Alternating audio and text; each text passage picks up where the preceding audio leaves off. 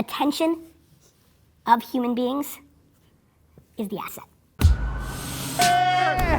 You got your perspective. I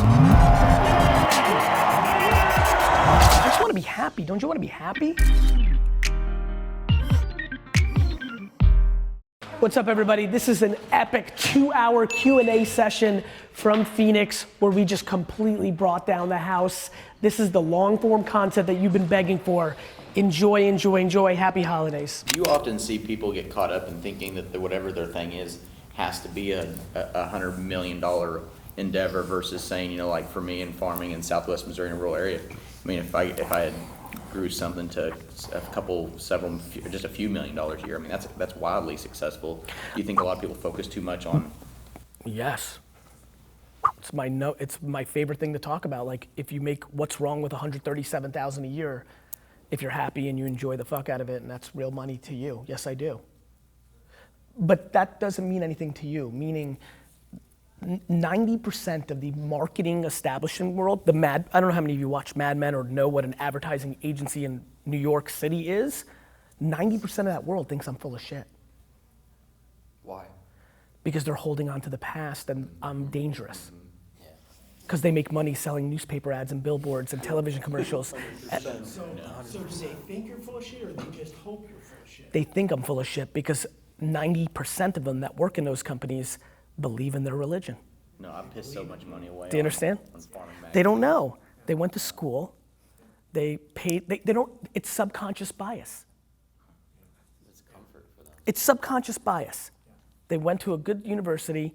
They work at Ogilvy or McCann or Wieden Kennedy or Crispin Port. Like, they don't know. They believe in their truth. They think a 30-second commercial is worth spending millions of dollars. Like, that's what they believe. They believe that I'm a snake oil salesman. Yet they go home and watch Netflix and stay on Instagram all day. I mean it. I mean it. They say things like luxury doesn't work that way, Gary, right? Like Vogue, we need a Vogue full page ad. Not in my business. Not in my business. Not my demo. Yeah. I'm gonna hopefully ask questions for everyone because I'm hoping. Yeah, listen, everybody gets, the reason we have time is ask your question. Nuances will filter. So my question's going to a place where when you do take on debt, Yep. just talking about Yep. debt, I don't take on a lot of debt just because I'm at a place where I don't need to right And is your debt in the form of a loan or credit line or? Depends. I mean, it depends if we're buying a bunch of houses. It also depends on, certain structures. I mean, it just depends on what it is, right? So quick loans versus credit cards versus personal loans to the company. Okay. Do you ever does that ever weigh on you? And I guess It's the scariest thing on earth. Right. This is why so many people in your business go out of business. Totally. You're the ultimate cliche. You came in when the market was shit. You had less to lose, crushed it. Now you get high in your supply. You get over leveraged. Guys, it happens in one day. Tomorrow you wake up. It just happens. You do know that. I mean, like, how old are you? 30. You don't know. How old are you? 29. Definitely not. But the rest of everybody else here, because you haven't lived it yet. You didn't live it. Yeah, I've heard that. You didn't live it. You didn't live just waking up and the April stock market crash of 2001 and it's over. You didn't live 2008, Bear Stearns. You heard about it. You might have heard something. Your daddy might have been upset. You heard something. You didn't give a fuck. You didn't live it. You didn't live. I woke up in the morning that day. I was in France buying wine, and Brandon calls me because it's early. It's 6 hours ahead there. It happened in the morning. Bear Stearns. Brandon calls me. Goes, hey. I was like, hey. He's like, we've had like $400,000 in pre-order wine canceled this morning. I'm like, okay, right? Like literally, I remember where I was. I started buying less wine than I did the first 2 days of the trip. In the first 2 days of the trip in Big Shot, I'm like, yeah, I'll take 100 cases of that. And I'll take 50 cases of that. Literally an hour later, I'm like, yeah, this is not that great. Thanks for your time. So yeah, bro, I would and listen, you're no dummy. Debt is awfully scary if your business doesn't do well when the economy collapses. If yours does, look, I think VaynerMedia explodes. When the economy I do, because I think when Aquafina wakes up and realizes, and it happens in a day, Remember, it takes 30 to 60 days for it all to get figured out, but it happens in a day. And when they get in their board meeting on March 9th, and they're like, okay, we had 83 million in marketing this year. Now that's been cut to 9 million. What are we doing with that money? I have a funny feeling that Gary Vee character might know what to do with it way better than fucking Madison Avenue student who's critiquing me. And so I think we're gonna explode. Awesome. But I think your business won't. No, well, it depends. Correct. Real estate, Correct. Because I can shift from flipping to holding and You now could do a ton of stuff, it just depends. but it depends on how the debt is compounding. Well, and that's why I'm bringing that Right? up because right now I'm debt free. I get it. Right? And you have these But opportunities. There's a lot of opportunities that are on the shift. And Look, if we were partners, I'd be like, bro, honestly, here's my plan. It's been so good for so long. Let's actually be humble as fuck. Let's just actually hoard cash. Okay. You have to understand, $1 million in your bank account today, in the world, versus what happens when the world melts, that million's worth like 4. No shit. Got it? Yeah. See Yeah, where, no, it's an interesting perspective, right? I like the saving. I love cash. Right. I love being able to every morning be like, oh, I'll be all right. Right. It matters, bro. And honestly, at some point, you gotta say, it's no different than like, I don't know what the blackjack fucking rules are, but I know that you keep going, and then at some point, if it's like 11 hands or 6, or I don't know the fucking rules, but at some point, you're like, fuck, like the math is just not on your side anymore. We are so deep in this world of like inflated bullshit. It's $92. It's $92. Less leverage, more cash.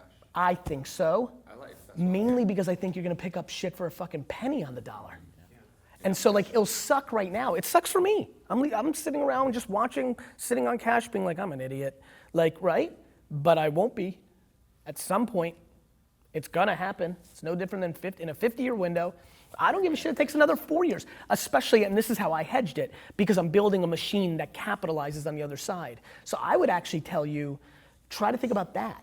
Or build your personal brand and start talking about the truth of, I came in when shit was terrible. It's been really good. I don't know when the other shit happens, but let's interview people that were the me in 2007 who thought they were big shots, who are now social media experts or cryptocurrency experts or cannabis experts because they got blown the fuck out by real estate. Because in 2008, they were feeling great. They went the other way than what I'm telling you and over-leveraged themselves, did their biggest project ever, and then Bear Stearns put them out of business. Even though our product is an experience, you pick up, like that locket I built for your mom. Yep. You pick up those little charms and create a story. Yep. It can be done online, but where I'm really struggling right now is till we train our team. Yep. We train these 40,000 women. Do I train them to do your business your way and show 3 ways to be successful? Do I say, hey, all this is old school, you gotta stop doing that, and how quickly do I try to shift them into all social media or online selling, if I was your partner, I would say number 1 way more than number 2, with a kicker. Let them do it their way. I'm a huge fan of self-awareness. I'm a huge fan of putting people in a position to succeed.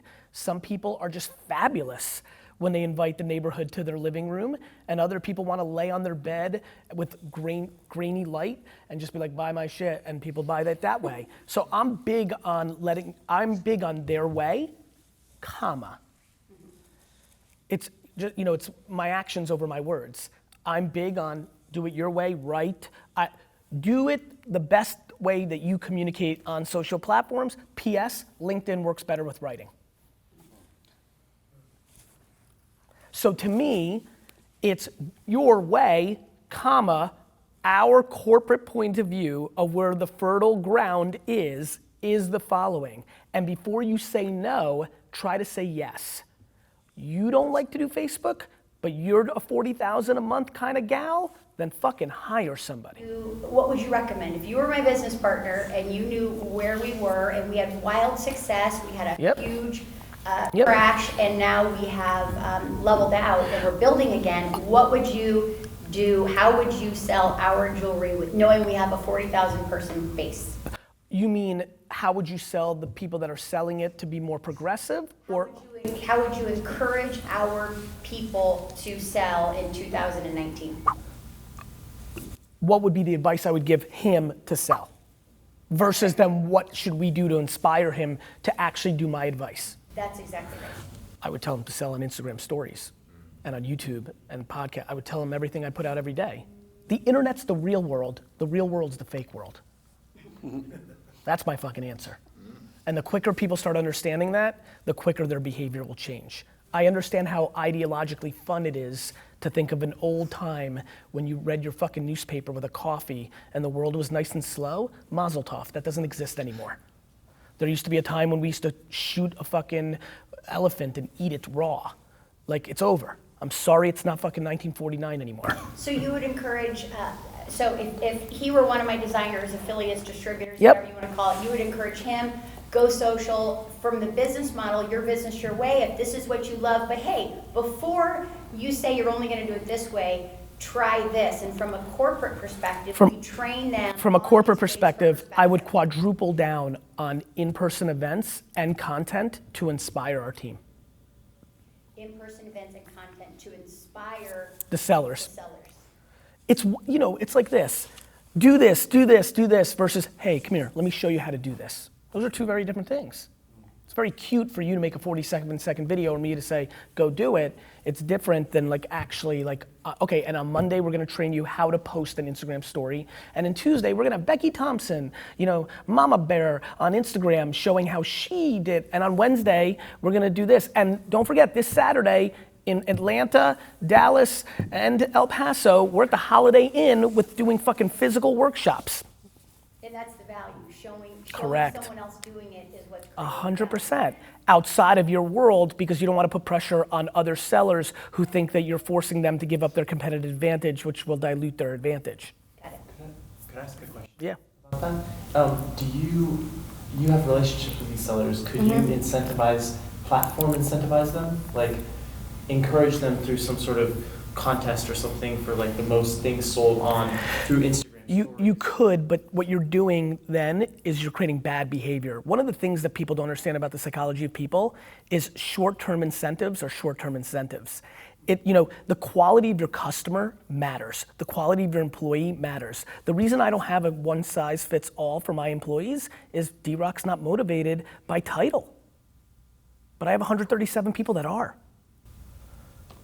But how do you get the 137 people? So it would also be really hard for us to track that, what you suggested. But how do you get the 137 people that don't want to be the old marketing agency, that can think new and fresh? Because the majority of people, actions, by putting out the content. I try to convince no one. I just end up being historically correct. But I mean hiring. So hiring whoever you hire on your team internally. How do you not get the old school? How do you find the people without the old school? Did you get? I got it. I do. When you started Ready? to go all video, people look at you like, well, you got to print an ad in Vogue, like you said. That's not reality. By firing. The answer to your question is a very interesting question. I didn't know what the fuck D-Rock was gonna do. I was just prepared to fire him after 90 days if he wasn't good. The answer to hiring is actually firing. Do you know how the Seattle Seahawks won their Super Bowl? They kept cutting the 50th to 53rd guy on the team consistently and kept picking up new guys until 50 to 53 can also contribute. It was very smart. And that's how I think about it. It's what Jack Welch did. You know, he made it very 10-80-10, but there's a lot of right to that. You find the innovative thinkers, and if they're not, you let them go. And you do a much better job up front to make sure that people know they could get fired. Like, my big thing is kindness and empathy and like a good culture. So when I'm hiring somebody very senior and I'm involved in the process, I'm like, look, you're not gonna believe me. You're gonna think I actually care about the money.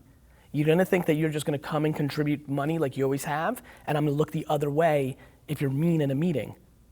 I'm not. So let me save you a ton of time. Go work somewhere else. This is my religion. You can do that about being a progressive marketer. Got it? So you put pressure up front, and then you deliver. Pressure and expectation. You bark up front, and you bite. Got it? To me, it's very misunderstood because from the time we're 5 to 18, we're told to go down this distribution model and shove down our throat.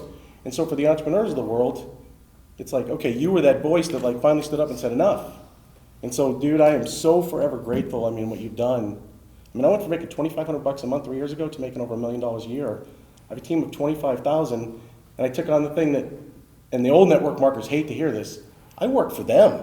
100%. And I'm building a legacy around that I'm like, dude, I bought all in on your shit because it works. The next step for you is the problem with network marketing, and I have a lot of empathy for that 5 to 18-year-old thing. Here's the truth of it. I mean, otherwise I would do it full time. The math doesn't work when you start adding layers. It just doesn't, and it's not how humans work.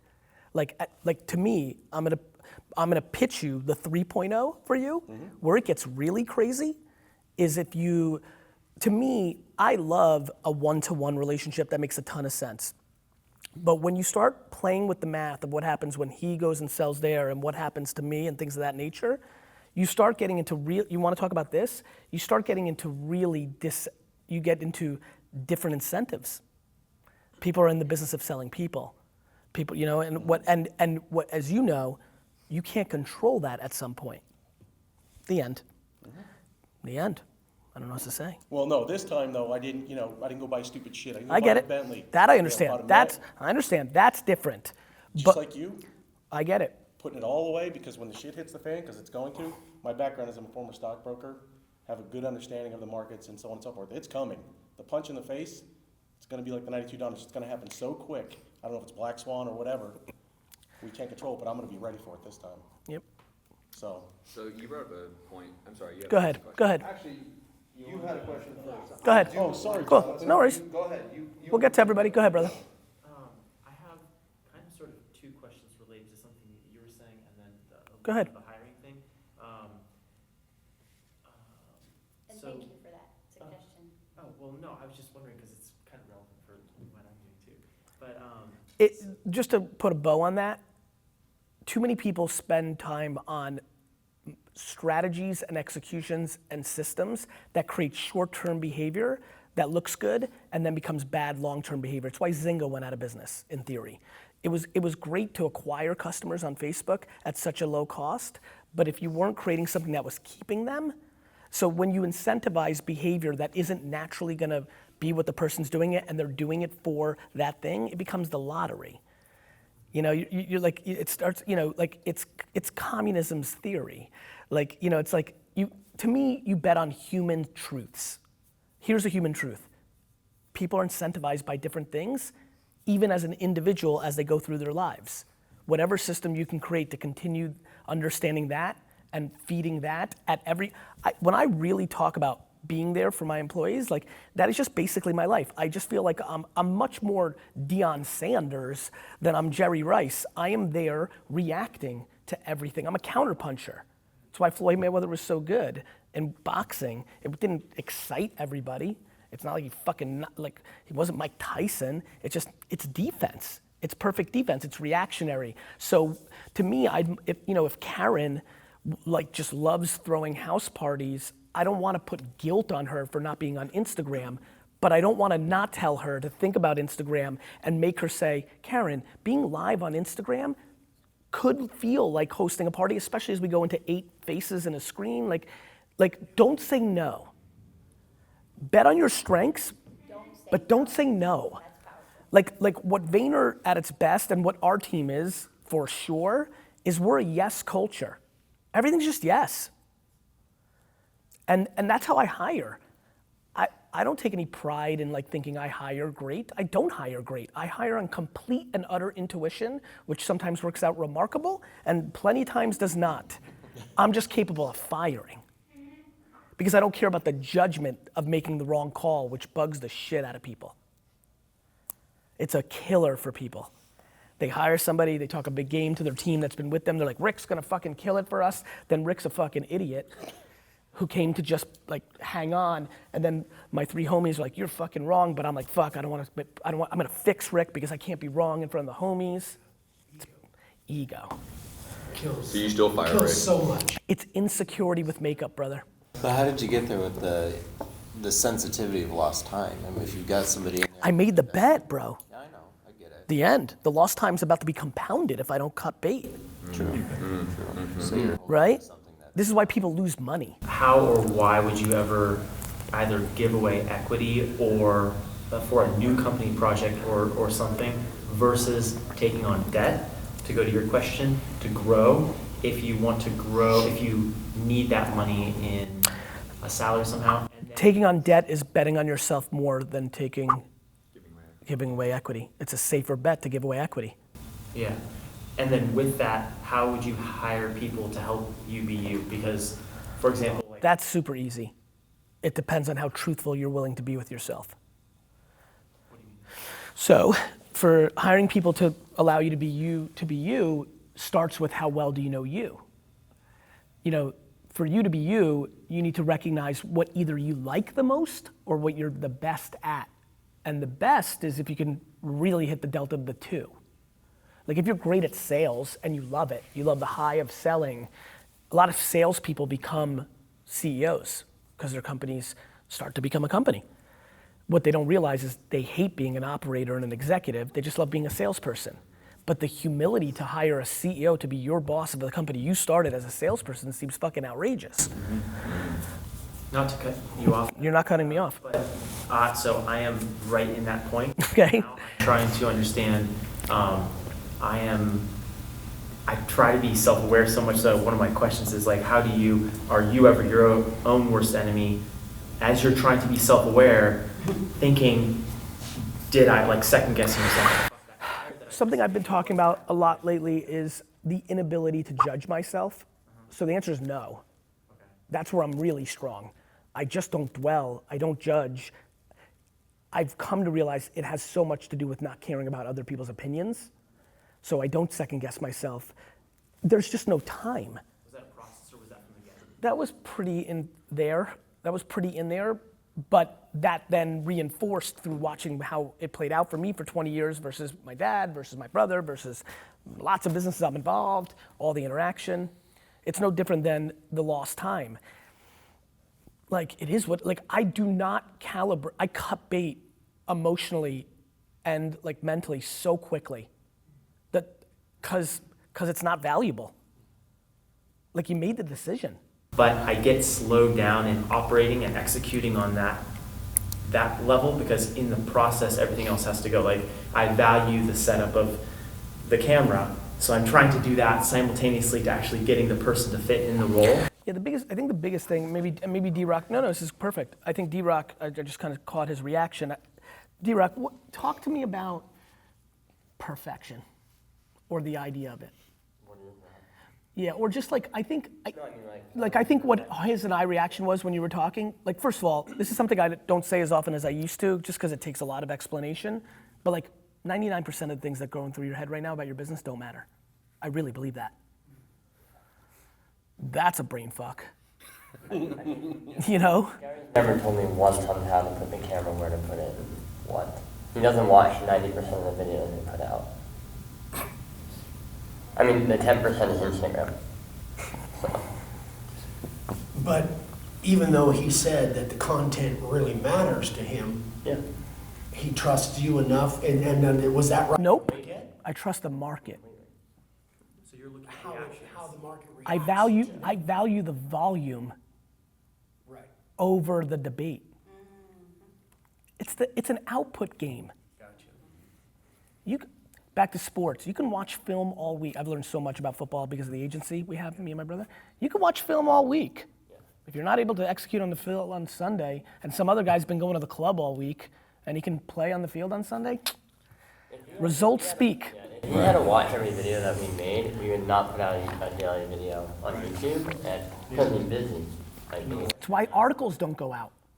It's why articles don't go out. I'm the bottleneck. I have to hear the new writer write it because it's got to be me, and I have to, video is me. This is fucking me. I'm on the record. That's back to like why I was okay with you filming. Like I'm on the record. I made that decision in 2009. Everything I do, when there is no camera, is on the record. Especially now that I'm actually known. Like now I actually know that to be true. There is no me doing anything without somebody watching. Can I maybe throw a 2 cents just to clarify? Oh yeah. were you talking about the hiring, firing of these salespeople and that you're handling that role? In the delta time between You actually doing what you need to be done. Go ahead. Oh, so in essence, you're... Honestly, it's bigger than that in my opinion. I just think you're debating shit that doesn't matter. You're auditing yourself for no fucking reason out of a personality trait and just being in the beginning of the process. My big thing is just fucking do. Do you know how many people spend 3 years doing because they don't know anything about anything, they get successful, and then they start changing everything that got them there? Almost everyone. I go the other way. I try to get dumber. Here's the problem. Family businesses are binary. There's only one boss. Right? And what's so powerful about this conversation, it was really funny, the delta of looking, you're 20, what? 29. Right, so, you know, one of the things, as you two probably know, if you follow my content, being younger, like I talk so much about patience and how long life is. And as he's talking, just watching your face was a lot of fun. He's talking about you're saying like kudos to you. Meanwhile, there's a fucking older generation than him in the fucking game, right? And I keep trying. Whoa, what? Right? And I'm like trying to get people to understand 71, 85, 79, like life is long, boy. Like yes, you could die. Of course he does. So and this is where I talk about like patience and like, you know, like, I mean, it's just, there's so many dynamics, but I will say this for the four of us and everybody who's watching and for the rest of us, like there's only one boss. And where people get confused is in the lack of clarity of that, of the pictures we paint in our own mind. There's only one boss, and she or he is that boss, and until they say they're not and start acting on it, everything will be murky. And you have sons who are cool with it. He said it was tough for him to watch it. He was cool with it, he liked it. His dad was his hero, he was content with what he had. Others are not. I wasn't. So you want to talk about bailing on an employee after you gave him 4 months? What about building a business from 3 to 60 million and walking away with 0? How about nothing? The amount of respect. Guys, Wine Library started in a conference room of another company. If I had money, I wouldn't have started it in Buddy Media's conference room. I was 34 years old and had nothing. You did talk about it for a long time. I never talked about it because at the time that this started all happening with me, I resented my dad about it. It didn't feel right to me. 18 months ago, 2 things happened simultaneously, which is why I've started talking about it. One, I was so in Silicon Valley corporate like business that I lost the reminder of what a family business is, which is it's the old man or old woman's business until they die. And then you get it. And I forgot. So that, like, all of a sudden, whenever I remembered, I was like, wait a minute, it's not my dad's fault. This is just that game. That's the old school game. That's the immigrant coming to a new country game. You build the shit, you die, the kid takes it. There is no thoughts of capital fucking gains and fucking income tax and inheritance tax. They don't even know that shit. These are people that write on fucking paper and cash and fucking who gives a fuck, right? So I got away from that. And listen, I also was an extreme example. I really built a huge business as a kid, gave up my entire childhood. My hyperbole is as real as fuck. You know, you wake up and you're 32 and you had no childhood. I had no childhood. Like, let's get it very, very, very real to this room. From 14 to 34, I worked. Every minute. 1953 shit. Not too, like, there was no, I didn't go to parties. I didn't go on vacation. So you wake up and now you're walking. It doesn't feel great. Number 2, I was starting to impact people and people were using it as an excuse of why not to listen to me, and I had to create clarity because I didn't want people. I didn't want kids to follow fucking losers instead of me because they made the excuse of not wanting to hear the hard work part by saying, well, his dad gave him. So I was like, I'm getting razzed for something I'm the extreme reverse of. I'm the reverse of entitled. But real quick, back to your business, the thing I'm probably most excited about is real life. As the world becomes internet and real life becomes fake, it's the same thesis I have on Facebook. As everyone's about to run away, I'm about to go back in. I love real world. I'm obsessed with it. There's a reason concerts are up. The movie theater is doing tremendous. We're so deep in our shit that we do yearn. We also do things in real life now for the content. People literally hike and go to Disney World for the picture. There are fucked up families where the mom and dad hate each other that go to Disney to take a picture in front of the Magic Kingdom to post on Facebook to trick people that the family's okay. That's what's repelling people from social media. Of course it is, but guess what? People are fucking stupid. Let me explain why. Fucking Facebook's not making you fake, you're fake. Yeah, it's true. Motherfucker. Like, you can shut down your Instagram and Facebook, you're gonna be fake at the coffee shop. You're gonna be fake at the PTA meeting. People are planning their whole day around the picture. People are fake. Yeah. People are fake because they care about other people's opinions. Especially people they don't even care about.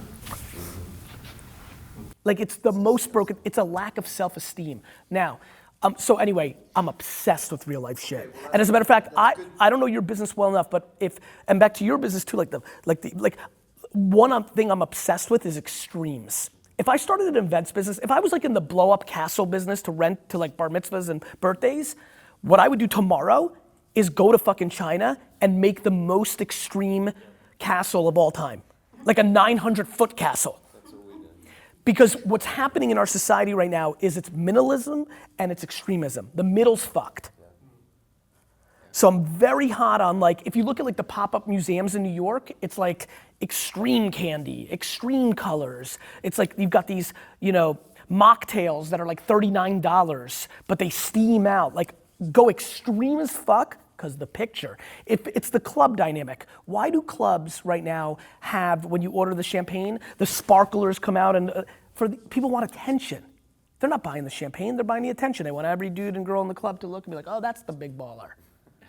In China, it's got even more extreme where they're doing like interactive shit with QR codes where the cool guy in the club throws money on the screen and then everybody can QR and take it. Whoa. Really? So, A, I love real life. B, any way you can figure out to be the most extremer or the most subtle. Don't live in the middle. Yeah. The world is getting pulled that way because of the internet. The middle's bad. It's really huge. And then look at yourself and figure out who you are. The reason I think I work is I'm a little bit of both, right? I'm very outlandish in my communication style, but I'm very minimal in my right? Yeah. There is no jewelry, back to what you were saying, that's not who I am. And if I was, that's cool. I love authenticity. Andy Frisella loves Lamborghinis for real. And so that's cool, and he can afford them. And he's not renting them to look cool, to make you pay for a $1,000 course. So that's authentic. Authenticity and left to right, no middle. I love real life. I think companies should activate in more real life. Where I was going, and I've brought it up a couple times, is like B2B companies fucking buying ads in B2B magazines for $20K, doing $130,000 fucking build out on exhibit and telling me they don't have $15,000 to run LinkedIn ads on content. Gary, can we shift? How are people shopping in 2021? I'm not sure. I'm really not. But it's gonna be way more internet than not. Last mile's gonna be here one day. Just to create clarity, everything you want is gonna be delivered within an hour in America. But I mean for real. And for there too, it's really good. To his point, in New York and other places, sure, but in 9 years when it's happening in his world and he's picking up a bar of deodorant, because that's how we live, or the bar of deodorant itself is reordering itself because Gillette's putting technology in it and it knows it's done and it's just being delivered direct. I don't know, and 2021 is not that far away. But what I can tell you is more internet, less real world. What about apps? Consumer apps? Who the fuck knows?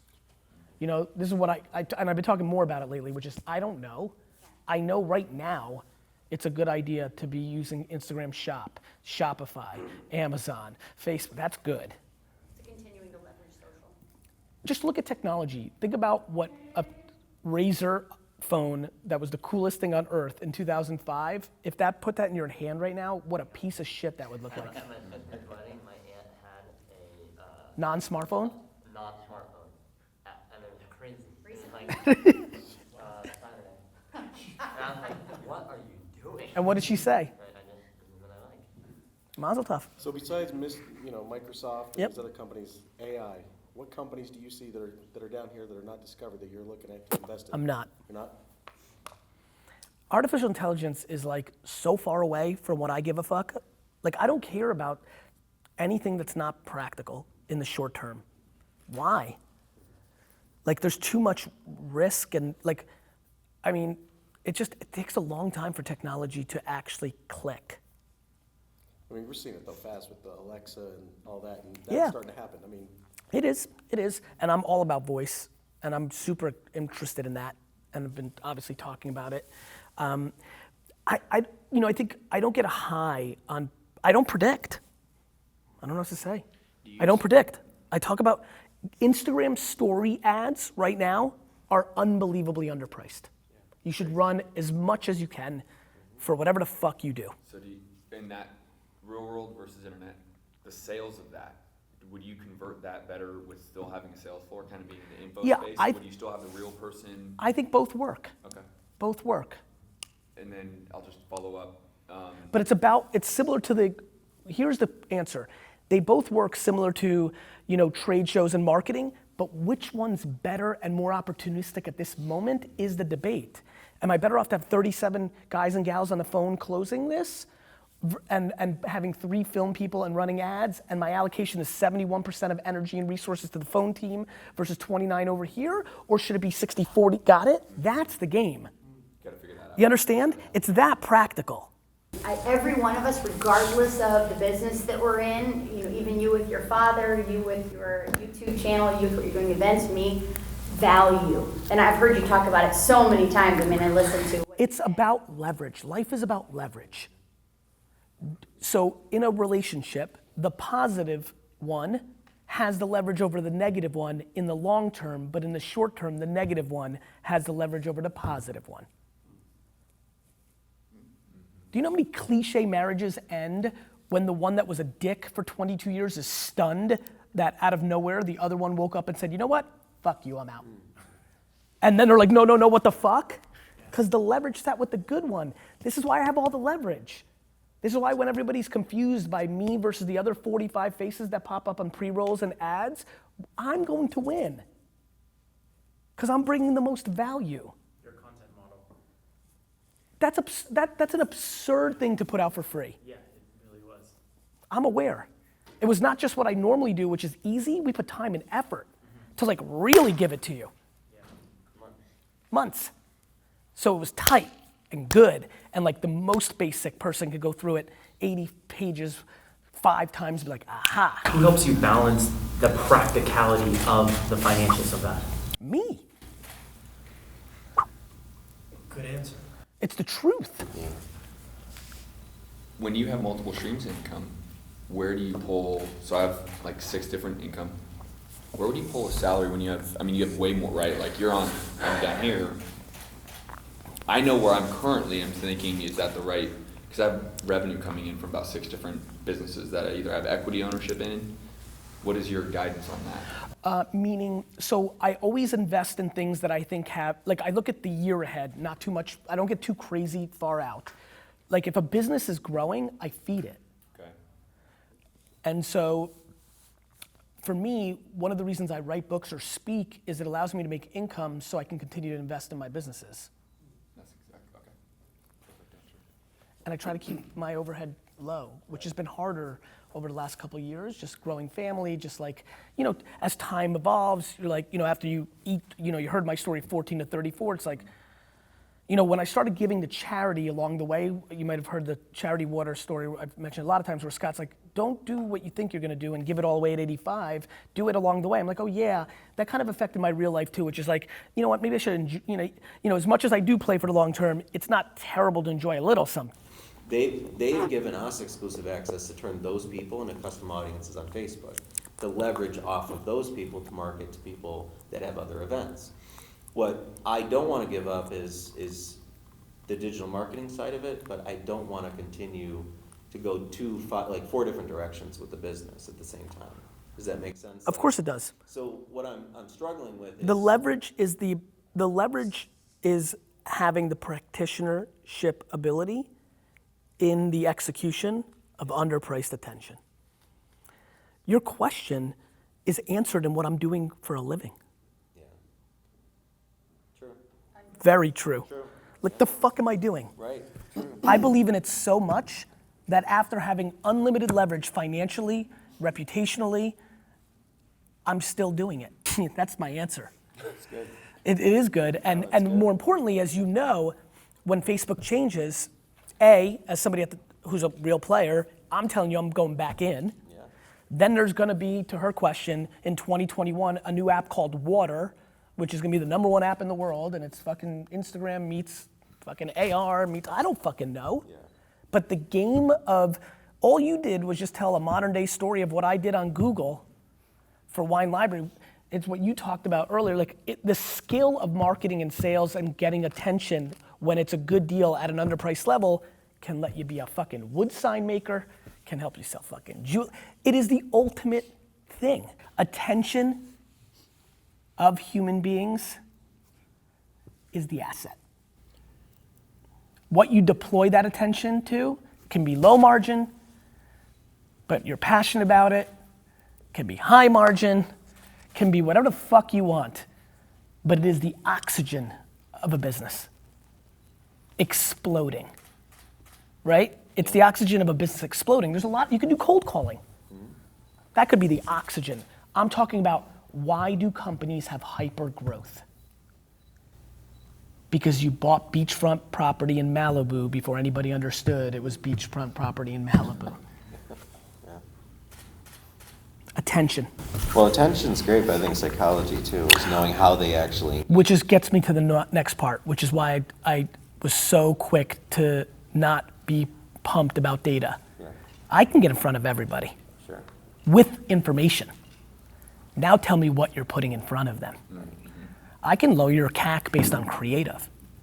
Yeah, well, that's what changed our whole business. Of course it did. 3 months. Of course. We went from one pricing model and changed the entire thing, and we've now got quadruple the numbers. How about the fact that there's a video you haven't made yet that will lower the numbers even, or double the numbers even more? Which brings me to another It's the volume of content. But voice. You talk a lot about voice. I do, because it's going to take over search. So how do you do voice, and how do you, I mean, I don't want to say just apply it to our business, but how do you? I don't know yet.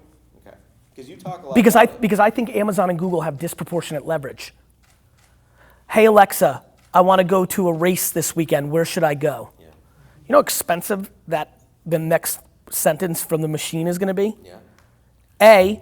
Amazon's going to be like, fuck you. I'm not going to let you pay $10,000 a lead. I'm just going to create a fucking company and put you out of business. How do you get ahead of it? You don't. You better hope that they don't want that model. You just hope it's not your turn. The internet's going to kill everybody.